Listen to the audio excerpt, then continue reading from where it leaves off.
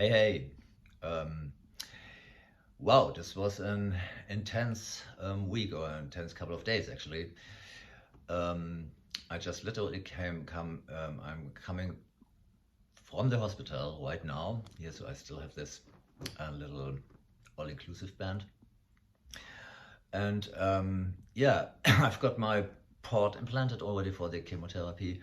And let me just quickly update you, as I promised, on my comment on the last video on last Tuesday, and why I skipped why I decided to skip the Friday post and to yeah, update you today on everything, because it was like, as I said, a very quick developing thing. So on Friday, last Friday, my oncologist called me, and what he said was basically the following. He said, I would like to do all the preparation work for the chemotherapy cycles, for the four first chemotherapy cycles next week, meaning this week. I was like, oh, okay, that's quick. And then he said, and that's because I would like to start the first chemo cycle as of next week. This would be the 6th, 7th, starting with the 6th of September. And I was like, okay, this is like really unexpectedly quick, because actually I was expecting a couple of more weeks, just having time. But then he explained it to me, and what he told me made so much sense that I was like immediately agreeing with it. He told me that he was like he referred to those studies. They base my treatment on these studies, which treated the patients with exactly like me, with first like this 5 days of an initial radiation therapy of the original colon tumor, followed by a chemotherapy for the liver metastasis and the colon tumor, which in those studies showed to have a chance. It depends on the study, between 25 and 28% of a complete remission of the original colon tumor. I mean, this is actually not much, but it's also not less. So this is, and then he said, and then the most important thing he said, or the crucial thing he told me was like, in all those studies, the time from the last radiation day until the first chemotherapy day wasn't longer than 4 weeks. So, and this would exactly fit those 4 weeks when we start next week. So, and this makes so much sense. So, and obviously he wants to stick in the regime of those studies, and I want this too. So I got an appointment yesterday on Monday in the hospital with my oncologist, with with another doctor, with a lot of blood testing, and very intense, and again really full of empathy and focusing on my particular needs and my particular situation, explaining what's going to happen, what kind of chemo I have to expect. We talked a lot about the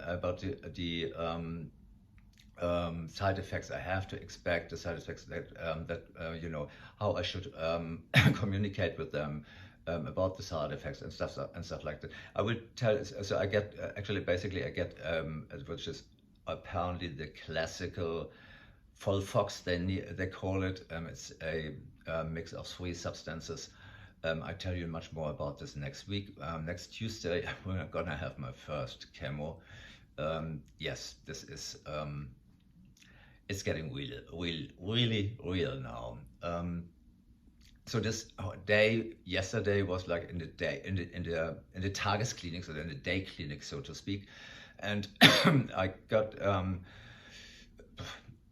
home like at 5 and was supposed to. Oh yeah, and then they revealed to me, which I didn't expect to, and but I didn't know at the end of this very like maybe 2 hours conversation with this, where they met all my questions and all my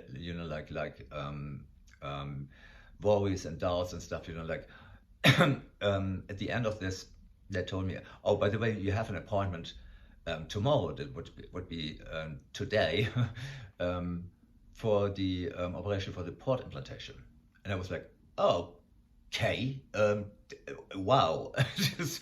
But on the other hand, I was like, "Okay, that's fine," because I prefer tubeless. It's like more compact, so that we got it behind us and it can heal in a little bit. So I was supposed to be this morning and fasten your seatbelts at the hospital at 6:30, which meant I had to get up at 5. That's the reason why I look a little wasted at the moment too. And I have a little cold, I have to say. And I got there at 6:30, and then everything went really quick. So I got the COVID, the daily COVID test. Then I got to the station. Nice little reunion with it, because this was the same station I was like originally the very first time to the diagnosis session, and some of the nurses were like really, they seemed to really be happy that they saw me, that they kind of have me back for a day, which was like kind of really moving. And that was, yeah.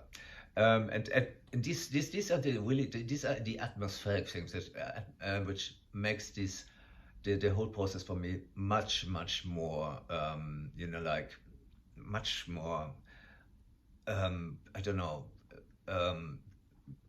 it's much better to deal with.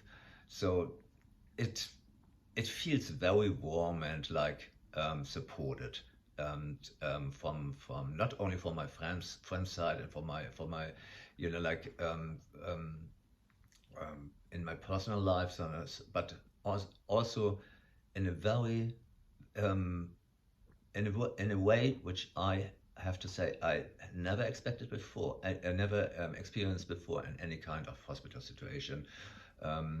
This is I was talking about this already on the when I was sharing with you the experience on this diagnosis session. This is apparently really the spirit in this hospital, and apart from the fact that they are that the from the highest expertise, and this is really amazing and absolutely impressive what they the effort they are doing to really try to cure me. So what we are doing now is we are oh no, wait. So I got the port. So I got this morning. I got the so 6:30. I was actually at 7 or something, 7:15. I was at the station, and I didn't even check in properly. Then the nurse came already. "Oh, you need to get ready because they skipped the schedule, and you're actually in the first position, so you need to go now down to the operation." I was like, "Oh yeah, great. This is slow a little down, guys." And like half an hour later, I was like carried down to the OP, where another team of doctors specialized on this kind of particular implantation thing waited for me, and this operation was done in local narcotics, local anesthesia, and I was fully awake the whole time. And so actually the situation was I was laying on the bed, and they pulled this green, antiseptic thing, like a tent over me. So I lay below. I stared the whole time at this greenish, really like camping tent atmosphere, while they started to you like sedate this area around here where they needed to actually try to find a vein and put a catheter into this vein and push it forward to, towards until the heart. Yes, it's really like it's like kind of here, quite of a way, quite of a distance. So, and then I did the actual port is the end thing, which is I'll show you next time when it's a little there's a big like plus on it, and there's not much to see at the moment. It's like implanted subcutaneous, so under the skin. So there's a little hill in this you know, like in this triangle here under my skin, really a little one, so just like 2 centimeters or something. And so they started to put the narcotics in it, and I obviously this is the, like at the dentist, the not so nice experience, because you obviously feel it. And then they started to start the process, and since I informed myself and I was informed exactly what they are supposed to do and what they are doing, so I was like really trying to. This was a very interesting situation. So I immediately, when they started, I felt okay, I need to totally be aware, awake, and work with them, because this is so they are they asked me to immediately tell them if the narcotics are not working anymore, if I feel pain. But on the other hand, I mean, it's not, you feel it. So, and you have to decide if you want to actually scream every time when you feel some pain, some short pain, or so, and interrupt the process, and actually not necessarily to your benefit, because they try to do their work, and they try to be concentrated, and really like deciding, okay, this is a little bit too much of pain and this lasts too long, and they don't really say, wait.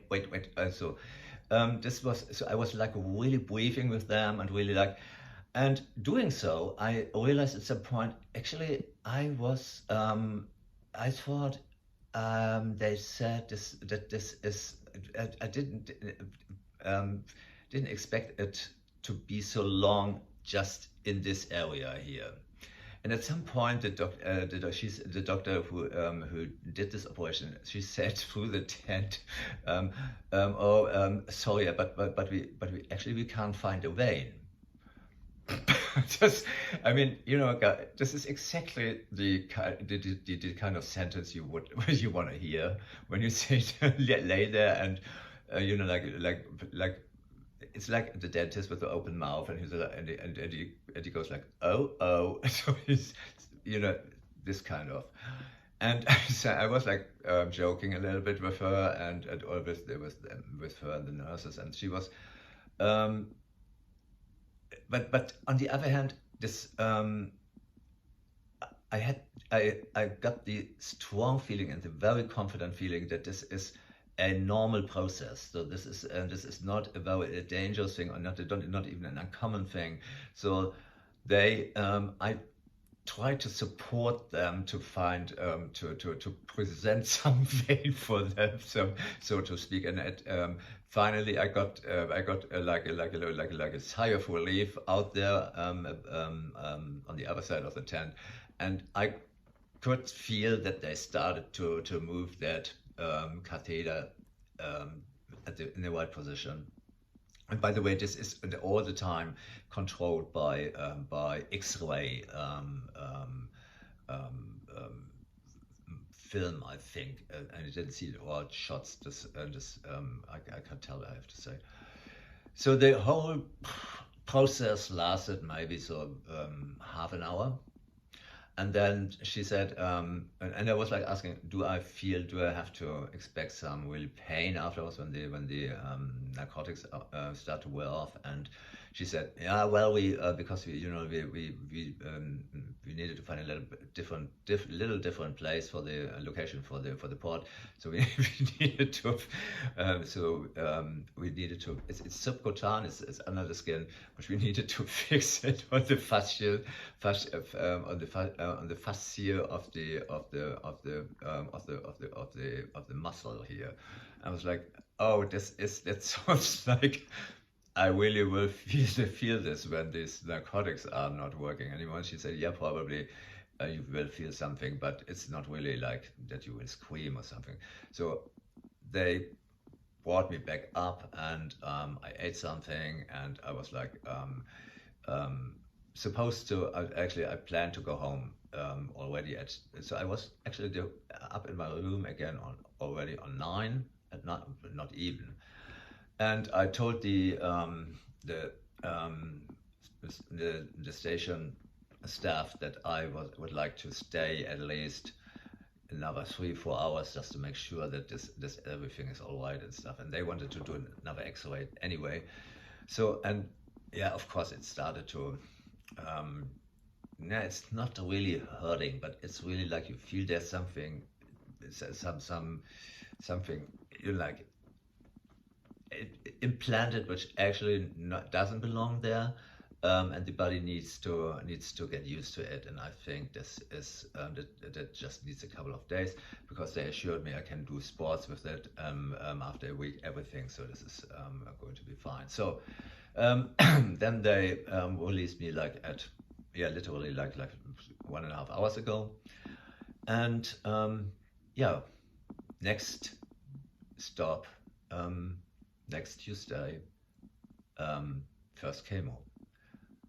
This is, but I am in a much better mood than I was like last Tuesday, because I think it was just simply this kind of being in this kind of Neverland, not knowing anything, and having no particular information and stuff. And this changed on Monday totally and completely. And I mean, I didn't even have time to think before. It occurred to me after they brought me back to my station, to my room, that this was actually the first operation in in relation to this cancer diagnosis. So next Tuesday, first chemo. It's supposed to be a cycle of four shots in one every 2 weeks. That means about roughly 2 months, until roughly beginning of November.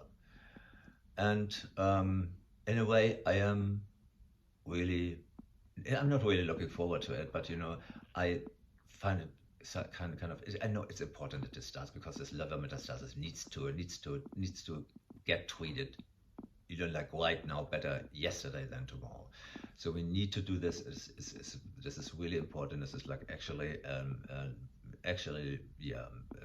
question of life and death. To put it a little bit dramatic.